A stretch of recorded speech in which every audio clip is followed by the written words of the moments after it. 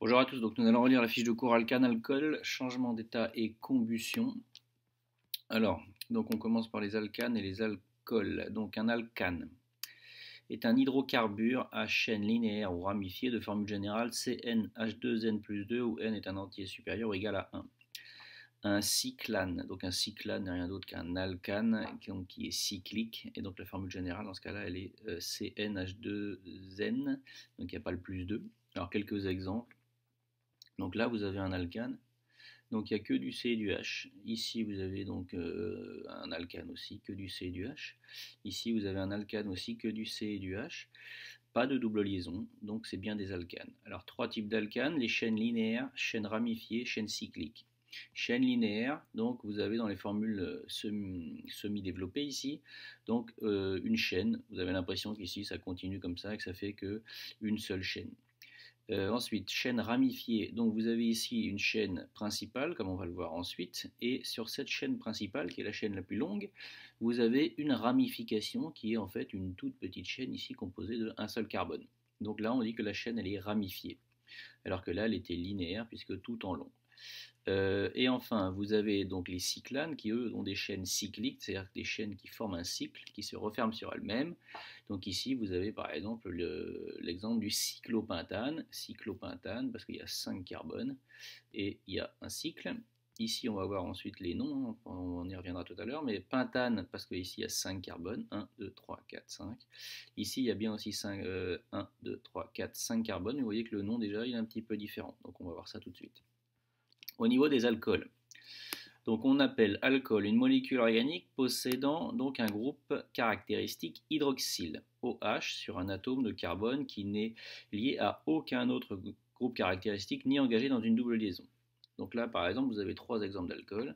Donc vous avez ici donc un hydrocarbure avec un groupe OH relié à un carbone. Vous avez ici, pareil, donc un groupe OH relié à un carbone. Ici un groupe OH relié à un carbone. Vous avez ici trois molécules d'alcool différentes. Alors on va voir qu'elles sont définies, ce qu'on appelle les alcools primaires, les alcools secondaires et les alcools tertiaires.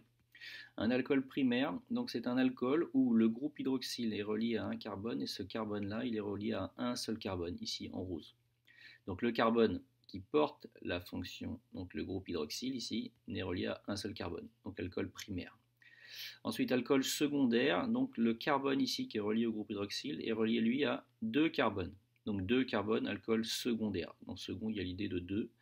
Et enfin, vous avez les alcools tertiaires, donc le carbone relié au groupe hydroxyle est relié à trois carbones.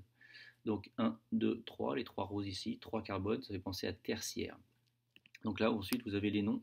Donc là, pour l'instant, je n'ai pas encore vu la nomenclature, mais vous verrez que normalement, vous êtes tout à fait capable, si vous avez bien compris le cours, de comprendre pourquoi cette molécule-là est l'éthanol, pourquoi cette molécule-là est le propane de Hall, et enfin pourquoi cette molécule-là est le 2-méthylpropane de Hall. Donc si on fait vite, hein, ici, éthanol, et, 2 carbone, 1, 2, et Hall pour anol, pour la finition, pour la terminaison, donc caractérisant les alcools. Alcool secondaire, propane de Hall, prop, 3. 1, 2, 3 carbones dans la chaîne la plus longue. Et enfin, le groupe caractéristique, donc hydroxyle, qui caractérise donc la fonction alcool, elle est située sur le carbone numéro 2. Si je numérote ici 1 ou si je numérote ici 1, peu importe, l'ordre ne changera pas. Ensuite, alcool tertiaire, le 2-méthylpropane de Hall. Bah là, on voit que la chaîne carbonée la plus longue, ici, elle a 3 carbones, alors qu'elle soit celle-là, ou celle-là, ou celle-là, peu importe. Et on voit que donc le groupe OH, ici, groupe hydroxyle, est sur le carbone numéro 2, peu importe la numérotation que vous prenez. Et le groupe méthyle, qui est le groupe CH3, si vous prenez cette chaîne-là. Donc ici, si vous mettez 1, vous avez 1 ici, 2. Donc sur ce carbone 2, vous avez bien le groupe OH, caractéristique de ce 2-là. Et sur ce carbone 2-là, vous avez bien ici la position du groupe hydroxyle, donc, du groupe méthyle, excusez-moi. Donc ici, c'est pour ça que vous avez 2 méthyl. Alors on arrive justement à la nomenclature. Donc la nomenclature des composés organiques, hein, les chimistes n'apprennent pas toutes les molécules par cœur, ils obéissent donc juste à des règles. Donc ce qu'il faut savoir, c'est que le nom d'une espèce chimique s'organise en trois parties, un radical, un suffixe et un préfixe. Donc ils sont organisés comme ça. Donc vous avez ici le radical, qui est généralement situé au milieu de la molécule. Vous avez les préfixes, pas toujours, mais il en est possible qu'il y ait des préfixes avant, et enfin suffixe après le radical. Donc on vous dit la chose suivante.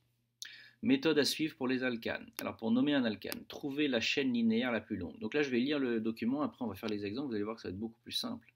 Et de toute façon, il n'y a que en faisant et en cherchant des noms simples d'alcanes qu'on arrive à comprendre et à assimiler. Donc trouver la chaîne linéaire la plus longue, c'est la chose la plus importante. Cela constitue le radical sous la forme de la racine. Donc ici, si dans la chaîne carbonée la plus longue, vous avez un carbone, la racine sera mètre. Si vous en avez deux, ce sera et, 3 prop, 4 but, 5 pinte et 6 ex. Cela, vous devez les apprendre. Pour les alcanes, le suffixe à ajouter à la racine est -ane. Donc par exemple, si vous avez un alcane linéaire à 3 atomes de carbone, prop, c'est la racine, vous ajoutez -ane, ça fait propane. Ensuite, à cette chaîne sont parfois liés des groupes d'atomes de formule C, P, H2P plus 1 où P est un entier supérieur ou égal à 1. Ils constituent ce qu'on appelle les ramifications comme on a vu au-dessus. La nomenclature de ces groupes, qu'on appelle les groupes alkyles, est semblable à celle des alcanes linéaires. La racine est identique, mais la terminaison est -il. Alors, pour expliquer ce que ça veut dire, si je reprends ici, donc par exemple cet exemple-là, vous avez ici le 2-méthylbutane. Donc ici la chaîne carbonée, alors je vais essayer de le faire, la chaîne carbonée la plus longue ici, celle-là. Donc 4, vous pouvez voir ici clairement 4 atomes, je vais les numéroter ici, alors en blanc ça va pas être pratique. Alors si je reviens, je reviens pas en blanc mais en rouge, excusez-moi, hop. Donc je reprends le numéro, hop. Donc là si je mets le 1, si celui-là je le numéro 2, celui-là 3, et enfin celui-là 4. Donc on a bien 4 atomes de carbone, donc c'est pour ça que ici vous avez donc c'est pour ça qu'ici il y a but ici dans la racine. Ensuite c'est un alcane, donc ane. Et enfin, regardez bien, 2-méthyl, c'est parce que ici sur le carbone numéro 2, vous avez un groupe ici, une ramification, qui ne contient qu'un carbone. Donc si elle ne contient qu'un carbone, cette ramification, donc regardez bien, cette ramification a un carbone, n égale 1, donc c'est meth. Donc c'est pour ça que les groupes, ici on vous dit quand les groupes alkyles obéissent, la nomenclature est semblable à celle des groupes alcanes, c'est parce qu'en gros il faut compter le nombre de carbone. Et si dans la ramification, si je remonte, si dans la ramification ici il y a un carbone, et ben c'est un groupe méthyle. S'il y avait 2 carbones linéaires, ça serait éthyle, etc., etc. Alors ensuite on continue donc notre fiche de cours. Hop, alors on en était à remarque. Jamais d'espace entre les lettres. Entre deux nombres, toujours une virgule. Entre un nombre et une lettre, il y a toujours un tiret. On conserve la numérotation de la chaîne carbonée principale pour laquelle le numéro du premier atome ramifié est le plus petit. Document 4. Donc là, on vous dit d'aller voir le document 4. Donc ici, vous avez le 2-méthylbutane. Alors, 2-méthylbutane, regardez bien, ils ont numéroté 1, 2, 3, 4. C'est l'exemple que j'ai fait au-dessus. On aurait très bien pu dire, pourquoi on n'a pas commencé à numéroter 1 ici 2, 3, 4. Parce qu'il faut que le numéro de la ramification soit le plus petit. Donc ici, si vous commencez par 1 ici, la ramification, elle est sur le carbone 2. Alors que si vous commencez ici par 1, je vais le faire ici pour vous montrer, 1, ici vous allez avoir le 2, ici vous allez avoir le 3. Et bien dans ce cas-là, la ramification serait sur le numéro 3. Et donc si on a la possibilité de choisir entre avoir la ramification sur le 3 ou sur le 2, on prend toujours la numérotation la plus petite. Ça c'est important, on minimise les numéros. Donc ici c'est pour ça qu'on prend cette numérotation là et pas l'autre pour minimiser le numéro ici donc de la ramification. Si plusieurs ramifications, donc il faut les nommer dans l'ordre alphabétique en les faisant précéder du numéro de l'atome du carbone ramifié dans la chaîne carbonée. Doc 5, je prends le doc 5. On vous dit que c'est le 3-éthyl-2-méthylpentane. Alors je cherche la chaîne carbonée la plus longue et c'est effectivement celle qui est numérotée. Elle contient 5 carbones. Alors vous auriez très bien pu aussi prendre celle-là. Donc ça serait revenu au même pour la nomenclature. Vous pouvez essayer si vous voulez. Et si vous n'y arrivez pas, vous venez me voir, vous verrez, je vous montrerai que ça donne exactement la même chose. Donc ici, 5 carbones, c'est pour ça que c'est un pente. C'est un alcane, il n'y a que du C et du H, pas de double liaison, donc pente-ane. Et ensuite, on voit que sur cette chaîne carbonée, sur le carbone 2, ici, vous avez un groupe composé d'un carbone, donc meth. Et ensuite ici vous avez donc une chaîne ici donc linéaire composée, donc une ramification qui ne contient que 2 carbones, alors qu'ici il y en a 5, c'est pour ça que ça c'est la chaîne carbonée principale et ça c'est une ramification, puisqu'elle est plus petite en fait que la chaîne carbonée principale. Et donc 2 carbone, si je remonte au-dessus, regardez bien, 2 carbone, je vais laisser le tableau en même temps si je peux, voilà. Donc 2 carbone, c'est bien et. Donc en fait ici, si vous voulez, on a un groupe méthyle, ici, et on a un groupe éthyle. Et ce qu'on vous dit, c'est qu'il faut les mettre dans l'ordre, et commençant par un E, met commençant par un M, on met d'abord le et en premier, et le et étant avec le numéro 3, donc 3, éthyle, 2, méthyle, pentane. Donc c'est pour ça que vous voyez, il n'y a pas d'espace, et ici, donc il n'y a que des tirets. On va mettre ensuite, là par exemple, vous avez ici donc une virgule entre deux numéros, mais entre ici donc une lettre et un chiffre tiré. Ensuite, si un groupe apparaît plusieurs fois, on le nomme une seule fois en faisant précéder son nom des préfixes di, s'il y en a 2, tri, s'il y en a 3, etc.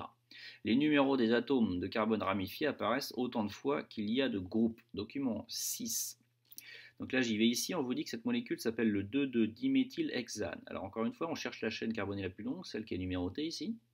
Donc ici, encore une fois, vous auriez très bien pu faire ça, ici, en allant ici, prendre celui-là, prendre celui-là, mais ça redonne exactement la même chose. Donc ici, si on prend celle-là, qui est en noir, chaîne carbonée la plus longue, donc on voit bien que sur le carbone 2, il y a un groupe méthyle, là, un carbone, et ici, vous avez un autre groupe différent avec aussi un atome de carbone, donc un autre groupe méthyle.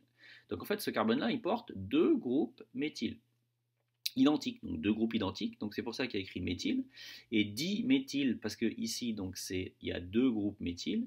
Regardez bien, on a bien dit 2, 2, parce que les deux groupes sont portés, il y en a deux, donc il faut deux numéros, on met autant de numéros qu'il faut, donc 2, virgule, puisque là on est entre deux chiffres, 2, diméthylhexane. Donc ça, c'est comment on sait que c'est une chaîne à 6 avec le X.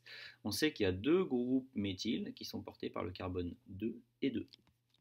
Alors ensuite, la méthode pour les alcools. Donc ça, vous allez voir que c'est pas grand chose qui change. Il faut trouver donc la chaîne linéaire la plus longue toujours, c'est un peu le principal. Trouver la chaîne donc linéaire la plus longue de la molécule contenant donc l'atome de carbone lié au groupe hydroxyle. Là c'est important. Donc cela constitue le radical sous la forme de racine. On numérote dans un sens ou dans l'autre les atomes de carbone afin que l'atome de carbone lié au groupe OH ait le numéro le plus petit. Donc ici il faut bien faire attention. Quand vous avez votre chaîne principale, pour la numéroter, ce qui prédomine, c'est que c'est le groupe OH et pas les ramifications. Ici, c'est le groupe OH qui impose d'avoir le numéro le plus petit. Donc par exemple ici, regardez bien, je prends cette molécule ici, là vous avez ici, on vous dit que c'est le 2-éthylpentane 1-ol. On va essayer de voir ce qui se passe. La chaîne carbonée la plus longue. Alors soit vous prenez 1, 2, 3, 4, 5, soit vous prenez 1, 2, 3, 4, 5, ça fait aussi une chaîne, donc là fait la même chaîne. Là dans cet exemple-là, ils ont pris cette chaîne-là comme la chaîne ici principale et ici la ramification. Là, il faut choisir de commencer. Soit je commence par 1 ici, soit je commence par 1 ici. Il y a le groupe hydroxyle ici, donc on commence par 1 pour que en fait, le groupe soit numéroté par le carbone qui soit avec l'indice le plus petit. Donc si vous aviez commencé à 1 ici, le groupe ol, en haut là, dans la nomenclature, on ne serait pas à pentane 1-ol, on serait à pentane 5-ol, alors qu'il y a la possibilité d'avoir pentane 1-ol en commençant la numérotation par ici, donc on prend toujours ici. Il faut que ici le numéro qui soit associé à ol, lié donc à la position du groupe hydroxyle, soit le plus faible possible. Et ensuite, vous mettez donc les positions des groupes et des ramifications sont forcément fixées par rapport à la priorité qui est le groupe hydroxyle. Donc si je continue, donc pour le suffixe donc à entrer est an-ol précédé du numéro donc de l'atome de carbone lié au groupe OH qui est entre an et ol. Donc ici, si je reprends cette molécule là, donc vous voyez bien qu'ici, regardez bien, 1, 2, 3, 4, 5, pente. Il faut mettre anol, donc si la chaîne est linéaire, sauf qu'ici, regardez bien, vous avez le groupe hydroxyle ici, là, il est porté par le carbone 1. Donc on met le 1-1-ol. Donc ici, vous êtes entre des lettres et des chiffres, donc c'est des tirets.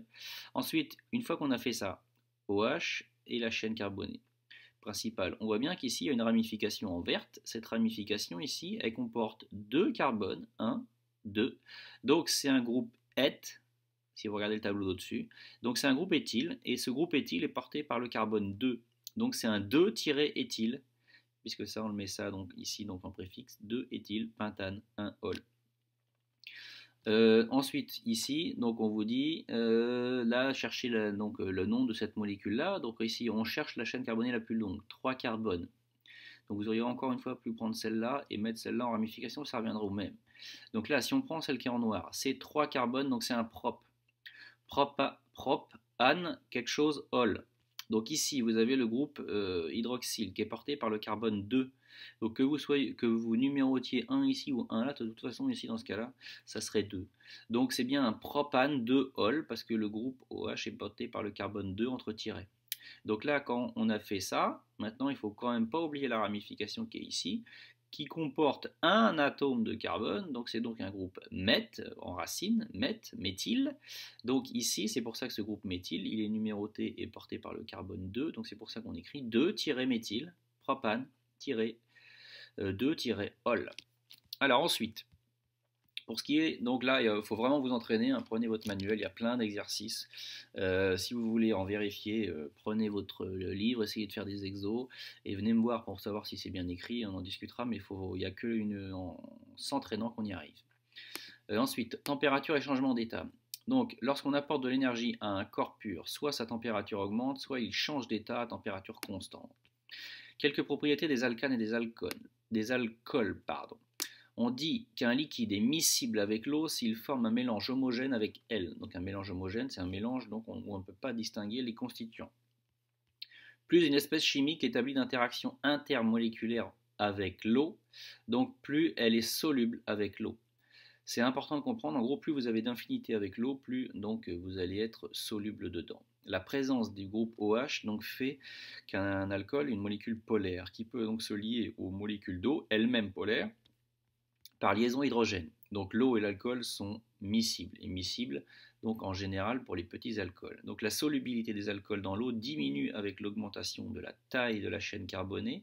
Alors regardez bien ici. Donc par exemple pour les petits alcools avec des petites chaînes et ou propres, ici 2 carbones, 3 carbones, on a une solubilité infinie. Donc ça veut dire qu'elles sont solubles en toute proportion. Ensuite, quand la chaîne carbonée donc, commence à devenir importante, 4, 5, 6, donc on voit ici que la solubilité diminue. Donc c'est toujours soluble, mais quand on arrive sur des alcools donc avec plus de 6 carbones, on est sur des solubilités qui sont très faibles, voire à la fin insolubles. En fait, qu'est-ce qui se passe? C'est que plus la chaîne carbonée est longue, plus en fait les liaisons hydrogènes que peuvent faire donc, les molécules d'alcool avec l'eau, plus ces liaisons hydrogènes vont être entre guillemets en minorité par rapport à l'importance de la chaîne carbonée qui elle est apolaire. Donc ça veut dire qu'en gros, dans ces molécules-là qui sont toutes petites, molécules polaires avec de fortes liaisons hydrogènes sur des molécules d'eau qui sont elles-mêmes donc polaires, donc là on a une solubilité, une très bonne affinité donc entre l'alcool et l'eau. Quand vous avez des alcools qui sont avec des longues chaînes carbonées, ben, en fait, les longues chaînes carbonées n'ont pas d'interaction principale avec l'eau. Or, c'est elles qui sont prépondérantes, si vous voulez, dans la molécule. Donc, ce qui fait qu'en fait, la liaison hydrogène qui peut se former ici avec le groupe hydroxyle, elle est un peu, entre guillemets, minoritaire au niveau de l'importance. Ce qui fait qu'en fait, la solubilité, même si elle existe, est quand même beaucoup moins importante que pour les alcools qui ont des chaînes carbonées très courtes. Les alcanes et alcools primaires, donc de chaînes carbonées linéaires, ont des températures de changement d'état d'autant plus grandes que leur chaîne carbonée est longue. En effet, les interactions de Van der Waals sont d'autant plus importantes que les molécules sont volumineuses et donc que le nombre d'atomes de carbone est élevé. Ensuite, on vous dit, un alcool a des températures de changement d'état donc plus élevées que l'alcool qui serait obtenu par remplacement donc du groupe OH par un groupe méthyle. Plus une espèce chimique établie d'interaction intermoléculaire entre ces molécules, plus sa température d'ébullition est élevée.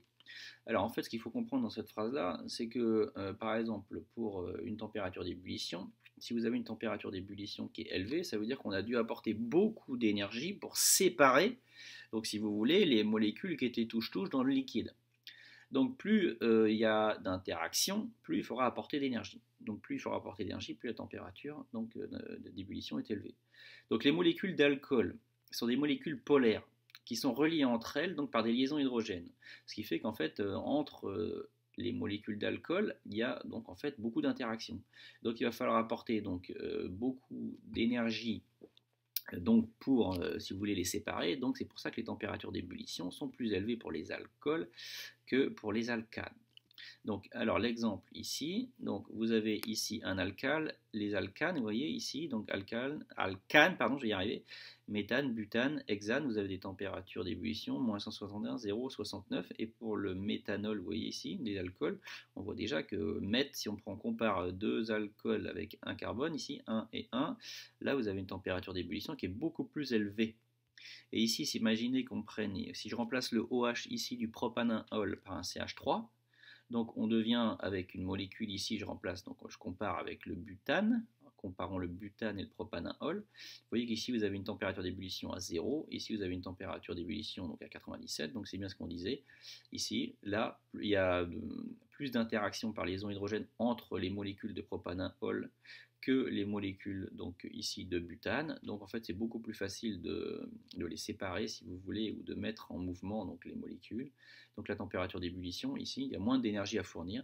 Donc la température d'ébullition est plus faible pour un butane que pour le propanol. C'est à cause de la substitution ici, donc du fait de la présence du groupe hydroxyle.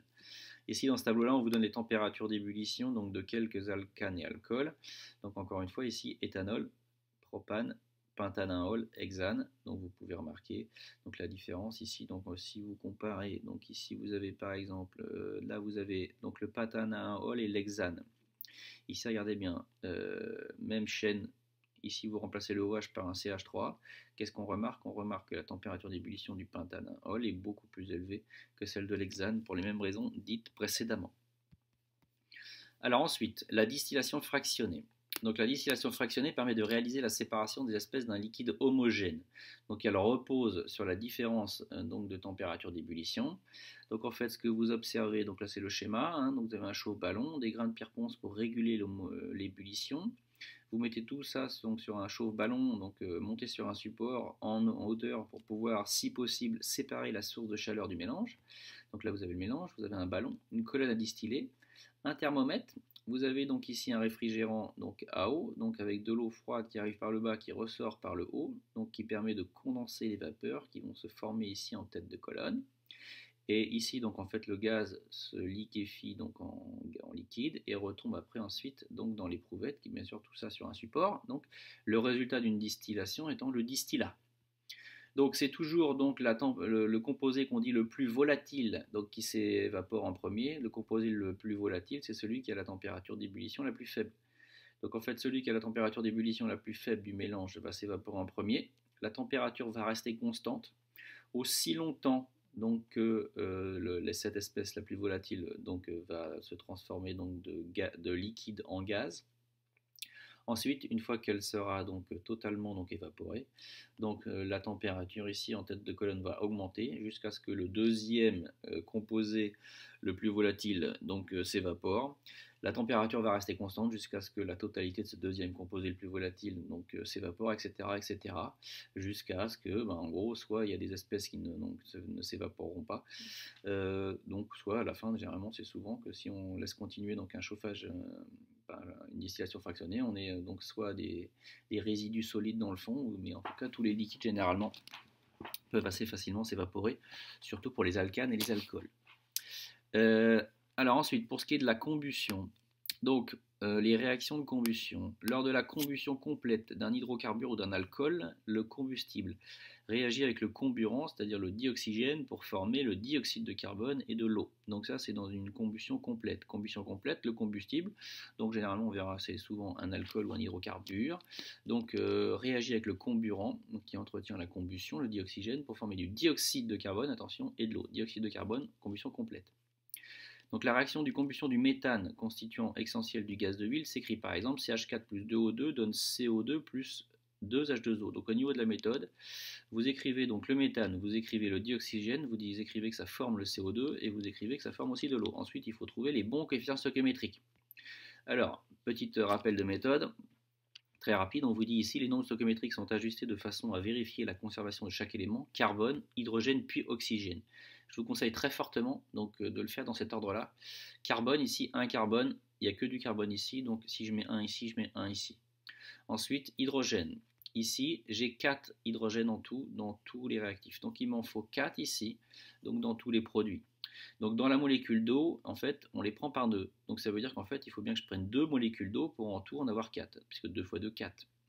Et ensuite, l'oxygène. Toujours faire l'oxygène en dernier. Pourquoi? Parce qu'en fait, l'oxygène ici n'apparaît qu'avec le dioxygène, qui est une molécule donc monoatomique constituée d'un seul atome, en fait, l'oxygène. Donc ce qui fait qu'en gros, quand on change le numéro du dioxygène, on ne change que le dioxygène.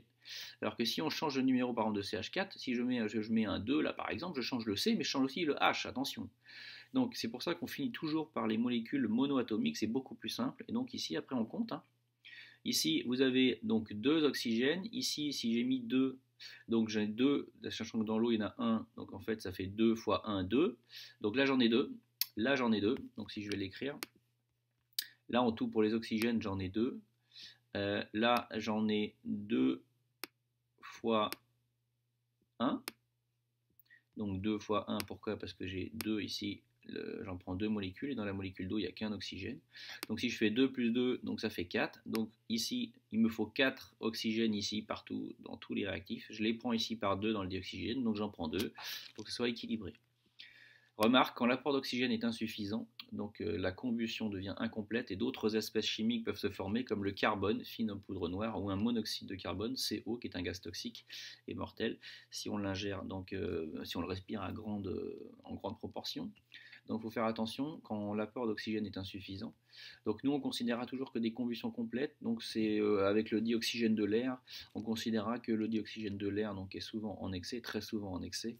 Quand ça ne sera pas le cas, on vous le dira. Mais en gros, si on vous dit combustion complète, ça veut dire que le combustible est en excès, que le dioxygène donc, que le dioxygène est en excès, donc que le combustible donc, est le réactif limitant, il est toujours entièrement consommé, puisque le dioxygène ici là, est en excès. Donc dans ce cas-là, il se formera du dioxyde de carbone et de l'eau. Pour ce qui est de l'énergie libérée donc, lors d'une combustion, donc on appelle... on appelle donc l'énergie molaire de combustion l'énergie libérée par mol de combustible consommé. Elle est notée EM comb. Donc EM pour énergie molaire et comb pour combustion. L'énergie libérée par la combustion complète d'une quantité petite n de combustible est alors donnée par la relation. L'énergie libérée, c'est la quantité de matière donc de combustible fois l'énergie molaire. L'énergie molaire étant l'énergie donc libérée par une mole. Quand on dit par mole, c'est pour une mole. Donc si vous avez plusieurs moles, vous multipliez par le nombre de moles. Donc là, c'est dit de manière un peu simple, mais en fait, le nombre de moles n'est rien d'autre que la quantité de matière. Donc la quantité de matière fois l'énergie libérée par une mole vous donne donc l'énergie libérée au global. Donc au niveau des énergies, l'énergie libérée en joules, la quantité de matière en mol, et l'énergie molaire de combustion, donc en joules par mol. Retenez aussi que les énergies donc, thermiques molaires de combustion sont 100 à 1000 fois plus grandes que celles des changements d'état. Alors ça s'explique assez facilement donc, par la nature des liaisons qui se rompent et se forment. Lors des changements d'état, donc, il s'agit de liaisons intermoléculaires, des liaisons entre les molécules, donc que ce soit des liaisons de Van der Waals ou des liaisons hydrogènes. Mais lors des réactions chimiques, il s'agit de liaisons covalentes. On casse des liaisons covalentes pour en former des nouvelles. Alors qu'est-ce que ça signifie? Ça veut dire par exemple si je reprends ici, là j'ai une liaison covalente entre le C et le H que j'ai dû casser pour aller former une liaison entre le C et l'oxygène. Là donc on a cassé des liaisons covalentes ici dans cette réaction là pour en former d'autres. Donc c'est pour ça qu'en fait, lors des réactions, les énergies de combustion et les énergies de changement d'état ont des ordres de grandeur, donc des puissances de 10 qui sont relativement faibles. Donc là on parle de kilojoules par mol, hein, donc ça c'est pour des énergies ramenées à une mol, des énergies molaires de combustion, des énergies molaires de changement d'état pour une mol de composé. Vous êtes autour de 10 puissance 3, 10 puissance 4, et là vous êtes autour de 10 puissance 1 à 10 puissance 2. Donc là, pourquoi? Parce que pour faire une combustion, qui est une transformation chimique, il faut casser des liaisons covalentes, qui sont des liaisons beaucoup plus fortes que quand même des liaisons de Van der Waals ou des liaisons hydrogènes. Enfin, dernière chose, qui est plutôt de la méthode, si vous voulez calculer la masse de CO2 produite par un véhicule, donc il faut évaluer la quantité de matière de combustible consommée en fonction de ce qu'on vous donne dans les données, le volume, la masse pour 100 km. Il faut ensuite écrire l'équation de la combustion, puis construire donc un tableau d'avancement, calculer l'avancement maximal en considérant que le dioxygène présent dans l'air est en léger excès, donc si la combustion est complète, et ensuite en déduire la quantité puis la masse de CO2 produit. Donc c'est parfois un peu long pour vous, donc il faut que le tableau d'avancement aille très vite, mais si vous avez la méthode en tête, vous savez où vous allez. Donc retenez bien cette méthode, ça pourra vous être très utile. Donc j'espère que cette relecture de cette fiche de cours vous sera donc elle-même utile.